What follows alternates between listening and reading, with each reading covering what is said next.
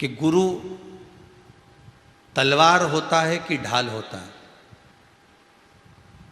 गुरु तलवार होता है कि ढाल होता है? आप उत्तर देंगे? तो सीधी सीधा उत्तर है, यहां तो सीधा सीधा है। जब काम ना चलता था तीर और कमानों से, विजय नटवर की होती थी बंसी की तानों से। गुरु को तलवार उठाने की जरूरत नहीं पड़ती, गुरु की तो वाणी ही तलवार का काम कर जाती है। एक विद्वान पत्रकार,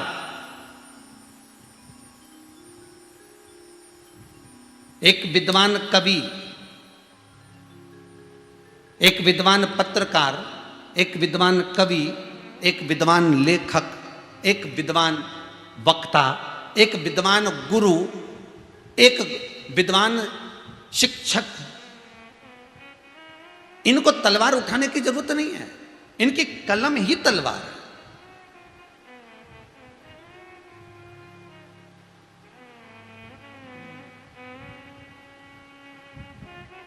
गुरु तलवार का काम नहीं करता, गुरु काटने का काम नहीं करेगा, गुरु तो और सिखाता है। गुरु तो सिखाता है कि ये तलवार का काम नहीं है। यहां पर हो आप लोग आए और मन में सोच कर आए हम कुबेरेश्वर धाम जा रहे हैं, हम सीहोर जा रहे हैं, वहां पर जोरदार 2-4 तलवार लेके चलते हैं, तो यहाँ के झगड़ा करने आए? यहाँ झगड़े का काम क्या? यहाँ तो गुरु जो है वो ढाल का काम करता है, पीछे टंगा रहती है। ढाल का टंगी आगे, ढाल का टंगी होती पीछे, तलवार आगे, ढाल पीछे। और गुरु होता ही ऐसा है, हर जगह पर शिष्य को आगे रखता है और गुरु पीछे खड़ा रहता है। श्रीमद् भागवत कथा में एक सुंदर चरित्र है वामन भगवान का। आप लोगों ने श्रीमद् भागवत कथा बहुत सुनी होगी, बहुत सुनी होगी श्रीमद् भागवत कथा। तो उसमें आपने सुना होगा जिस समय पर राजा बलि के दरवाजे पर वामन भगवान भिक्षा मांगने के लिए जा रहे हैं कि मुझे भिक्षा दे दीजिए 3 पग। राजा बलि दरवाजे पर खड़ा हुआ है, बोलो महाराज ब्राह्मण देवता मैं आपको क्या दूं? भिक्षा 3 पग, बस 3 पग। 3 पग में तुम सो नहीं सकते, 3 पग में तुम बैठ नहीं सकते, 3 पग में तुम भोजन नहीं कर सकते, 3 पग भूमि में तुम गाय नहीं बांध सकते, 3 पग भूमि का तुम करोगे क्या? तो वामन भगवान कहते हैं मुझे कुछ मतलब नहीं, तुम तो मुझे 3 पग भूमि बस दे दो।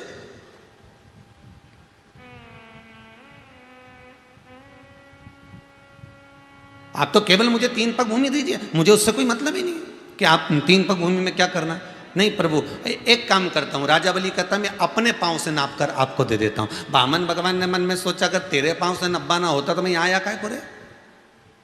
मैं तेरे दरवाजे पर मांगने क्यों आया? अगर तेरे पांव से नब्बाना होता तो मुझे तेरे पांव से नहीं नब्बाना, मुझे तो तू 3 पग भूमि देने का संकल्प कर। और राजा बलि कहता ठीक है मैं 3 पग भूमि देता हूं। संकल्प छोड़ने के लिए जल मांगा वामन भगवान से, वामन भगवान ने मना कर दिया मेरे पास जल नहीं, जाओ अंदर से कमंडल लाओ जल लाओ। अंदर गया, शुक्राचार्य जी का कमंडल उठाकर चला।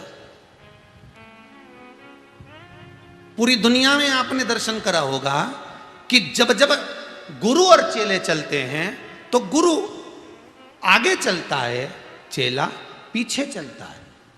पर आज श्रीमद् भागवत कथा का दर्शन करोगे और उसमें वामन चरित्र को यदि आप पढ़ोगे, वामन चरणारविंद का उस रसास्वादन को आप करोगे, श्री वामन चरित्र का स्मरण करोगे, तो उसमें शुक्राचार्य जी पीछे चल रहे हैं और राजा बलि आगे चल रहा है। क्यों? क्योंकि दान करते समय, पुण्य करते समय, सत्कर्म करते समय और अपने शिष्य को आगे बढ़ाते समय गुरु चेले को आगे रखता है। इसलिए शुक्राचार्य जी पीछे, राजा बलि आगे। शुक्राचार्य जी कहाँ हैं? पीछे, राजा बलि आगे। जब दरवाजे पर पहुंचे और शुक्राचार्य जी ने देख लिया कि ये तो भगवान विष्णु है, तो शुक्राचार्य जी अब आगे आ गए। 1 पग भूमि मत देना इसको, ये ब्राह्मण का बालक नहीं है, ये त्रिकालदर्शी भगवान विष्णु है। बस ढाल का काम एक ही है, गुरु का काम एक ही है। जिस समय पर जब तक चेला, जब तक शिष्य रणभूमि में लड़ रहा है, जब तक शिष्य संसार सागर में जूझ रहा है, अग्रण्य है। पर उस शिष्य को याद रखना चाहिए, युद्ध की भूमि में चतुरता की बहुत जरूरत होती है, संसार में गुरु की महत्वता की बहुत जरूरत होती है। आप संसार में जूझ रहे हो, लड़ रहे हो, इस संसार सागर में बड़ा कष्ट भोग रहे हो, बड़ी तकलीफें भोग रहे हो, तो तुम्हें ये याद होना चाहिए कि तुम्हारी पीठ के पीछे, तुम्हारी पीठ पर अगर कोई ढाल बनकर किसी का हाथ रखा है तो वो कोई सद्गुरु होगा। इसलिए कहते हैं गुरु का होना जरूरी, क्योंकि गुरु उस कवच को बनाकर चलता है, गुरु उस ढाल के रूप में चलता है कि सामने चेले के आना पड़ेगा, जब इसको दुख आएगा आना पड़ेगा।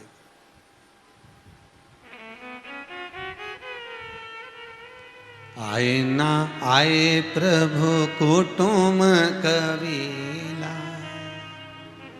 भक्तों के प्रभु आप सहारा, आकर दरस दिखाना पड़ेगा, अंत समय गुरु आना पड़ेगा। अंत समय में परमात्मा सम्मुख।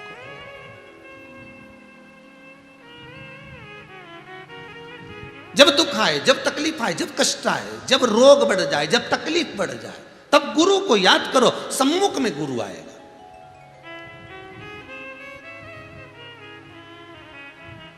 बहुत बहुत ध्यान दीजिएगा।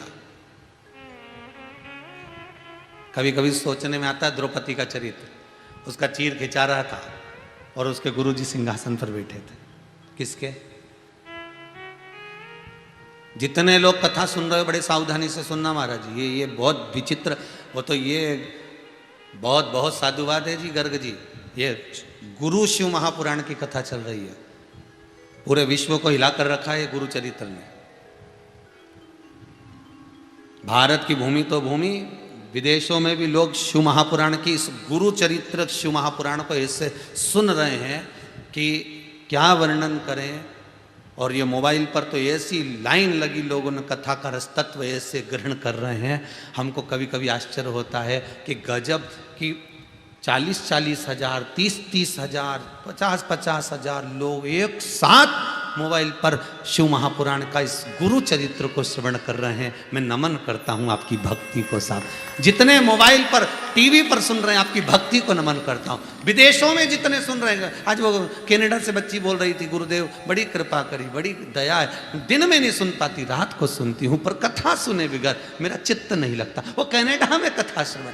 तो हमने पूछा क्यों आई हो यहाँ पर, तो कहा गुरुदेव 10 वर्ष तक संतान नहीं थी, शंकर जी की कथा सुनी, उपाय करा, 10 वर्ष के बाद मेरे यहाँ पुत्र हो गया, उसको धोख लगवाने। तो ये प्रेम है, ये आनंद है, ये चित्तवृत्ति है, ये भाव है। मैं नमन करता हूं आपकी भक्ति को, गुरु भक्ति को, आप जो श्रवण कर रहे हैं उस भक्ति को मैं नमन करता हूं। इतना उत्साह आपके बीच में कि व्हाट्सएप पर आपने लिख लिख के डाला है, गणेश जी के गुरु ये, गणेश जी के गुरु ये, गणेश जी के गुरु ये, गणेश जी के गुरु ये, इतने मैसेज करे, गजब। और कम से कम खुशी इस बात की है कि आप गणेश जी के पीछे तो पड़े, प्रसन्नता तो इस बात की है ना। रामकृष्ण परमहंस जी एक बार वृंदावन में आ गए, मथुरा के रेलवे स्टेशन पे उतर रहे, तो रामकृष्ण परमहंस जी मथुरा के रेलवे स्टेशन पे उतरे तो उल्टे उतरे, पाँव के बल नहीं उतरे थे, सिर के बल उतरे। तो स्वामी विवेकानंद जी ने पूछ लिया, गुरुजी स्टेशन है, आप पाँव के बल उतरो गिर जाओगे, सिर के बल क्यों उतर रहे हो उस मथुरा के रेलवे स्टेशन पर? रामकृष्ण परमहंस जी कहते हैं, जिस ब्रज की रज में मेरे कृष्ण ने, जिस ब्रज की रज में मेरे ठाकुर ने, जिस ब्रज की रज में मेरे नारायण ने अपना चरण रखा था, उस ब्रज की रज में मैं सबसे पहले अपना सिर रखना चाहता हूं। इसलिए सिर के बल उतरे थे, पांव के बल नहीं उतरे थे, मस्तक के बल उतरे थे। पूरे मथुरा के लोग वहां पर रामकृष्ण परमहंस जी को घेर लिए, और रामकृष्ण परमहंस जी को घेर कर सबने एक प्रश्न कर दिया, गुरुदेव हमारे मन के संशय को मिटा दो। गुरुजी ने पूछा कौन सा संशय है आपका, आपके भीतर का संशय क्या है वो बताइए। तो कहा हमारे भीतर का संशय एक है कि आधी रात को भगवान बंसी बजाते थे और गोपियां अपना घर छोड़ कर आ जाती थीं, सुध भूल कर आ जाती थीं। ऐसा बंसी में था क्या कि गोपियां आधी रात को भाग कर आ जाती थी? गोपियां अपना घर छोड़ देती थी, गोपियां अपने बच्चों को छोड़ देती थी, गोपियां अपने पतियों को छोड़ देती थी और भागकर यमुना जी के घाट पर पहुंच जाती थी। आखिर उस बंसी में ऐसा क्या था? हमारा बस इतना सा प्रश्न, उसका उत्तर दे दीजिए। उस बंसी में ऐसा क्या था जो गोपियां भाग कर आ जाती थी? रामकृष्ण परमहंस जी ने कहा, इतनी भीड़, लाखों की जनता, और प्रश्न भी बड़ा भारी है। रामकृष्ण परमहंस जी बोले, रात को 2:30 बजे उत्तर दूंगा, वही यमुना के घाट पर, जिसको आना हो आ जाना, सुना दूंगा कि आखिर बंसी में ऐसा क्या था जो गोपियां आधी रात को दौड़कर अपना परिवार छोड़कर आ जाती थी। 2:30 बजे रात को रामकृष्ण परमहंस जी मथुरा में यमुना के घाट पर उत्तर देने वाले थे। रात्रि को 11 बजे से भीड़ बढ़ना जो चालू हुई, इतनी भीड़ ऐसी बढ़ती चली गई कि सारे जितने मथुरा के निवासी, वृंदावन, गोकुल, बरसाना, आनंद गांव, ब्रजधाम के सब की सब यमुना जी के घाट पर पहुंच गए। आज गुरुदेव उत्तर देंगे कि बंसी में ऐसा क्या था जो गोपियां आधी रात को अपना घर छोड़कर आती थी। 2:30 बजे उत्तर देना था, 2 बजे सब इकट्ठे हो गए, 2:30 बज गई, रामकृष्ण परमहंस जी नहीं आए, गुरुदेव नहीं आए। 3 बज गई, गुरुजी नहीं आए। 3:30 बज गई, गुरुजी नहीं आए। 4 बज गई, गुरुजी नहीं आए। 4:30 बज गई, गुरुजी नहीं आए। 5 बज गई, गुरुजी पहुंच गए। अब गुरुजी पहुंचे, सबने प्रश्न किया, क्या बात है? बस प्रश्न इतना सा है कि भगवान की बंसी में ऐसा क्या था? गोपियां अपना सुध भूल कर चली जाती थी, ऐसा क्या था? आधी रात को गोपियां दौड़ जाती थी, भगवान की बंसी में ऐसा क्या था? रामकृष्ण परमहंस जी बोले, बंसी में क्या था वो तो मुझे नहीं मालूम, परंतु आज भी उनकी बंसी में दम है, इसलिए पूरी रात से तुम सब यहां खड़े हुए हो, पूरी रात से तुम लोग यहां खड़े हो। आज भी उनकी बंसी में दम तो है, इसलिए रात भर से इंतजार कर रहे हो कि उनकी बंसी में क्या था। पर मुझे लगता है उनकी बंसी में केवल प्रेम का एक स्वर था, क्योंकि प्रेम ही जोड़ता है, प्रेम ही एकाग्रित करता है, प्रेम ही वात्सल्यता लाता है, प्रेम ही करुणा लाता है, प्रेम ही नैनों में नीर लाता है, प्रेम ही आनंद और उमंग लाता है, प्रेम ही जगत को जीना सिखा जाता है। उनकी बंसी में प्रेम जरूर था, जो आप सब इकट्ठे होकर यहां आए, एकाग्रित हुए। मैं नमन करता हूं आपकी भक्ति को, आपके विश्वास को कि आप भगवान से जुड़े। तो गुरु सम्मुख में नहीं है, गुरु पीछे। तो कई बार प्रश्न खड़ा हो जाता है कि द्रौपदी के गुरुजी बैठे थे सिंहासन पर, द्रौपदी का चीर खिंचा रहा था, दुशासन चीर खींच रहा था, द्रौपदी रो रही थी, बिलक रही थी द्रौपदी, और रोते रोते द्रौपदी वो धृतराष्ट्र और गांधारी के सामने खड़ी हो गई। तुम मेरे काका ससुर हो, तुम मेरी काकी सास हो, आप तो कुछ कहो। धृतराष्ट्र कहते मेरे नेत्र नहीं है, गांधारी कहती है मेरे नेत्रों पर पट्टी बंधी हुई है। भीष्म पितामह से कहा तो मैंने कहा दुर्योधन के घर का अन्न खाया है, मैं बोल नहीं सकता।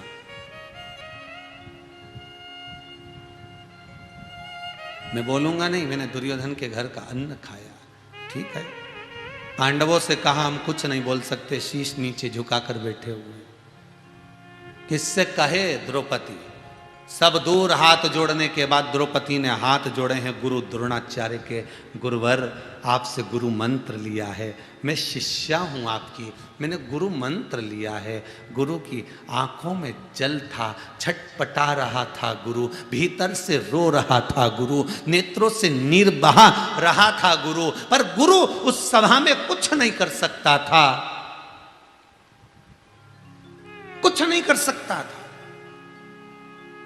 फिर भी गुरु ने कह ही दिया, सुन द्रौपदी, तू मेरे सामने रो रही है। गुरु कहते हैं इस सभा में, अब देखिए गुरु ने कितनी लंबी बात कही वो समझिएगा, इस सभा में जितने बैठे हैं द्रौपदी कोई तेरा साथ नहीं देगा, स्वयं मैं तेरा गुरु भी तेरा साथ नहीं देगा। पर याद कर द्रौपदी, जो मैंने गुरु पूर्णिमा पर तुझे मंत्र दिया था, वो मंत्र क्यों भूल गई? वो तेरा साथ देगा। गुरु साथ नहीं देगा, गुरु तुम्हारे साथ बैकुंठ नहीं जाएगा, गुरु तुम्हारे साथ में 7 प्राणों को नहीं त्यागेगा, हर जगह पर गुरु खड़ा नहीं होगा। गुरु भले ना आएगा, पर उस मंत्र को मत भूल जाना जो तुमने गुरु मंत्र लिया है, तुमने गुरु दीक्षा जो ग्रहण करी है, गुरु का स्मरण जो करा है, उस मंत्र को क्यों भूलते हो?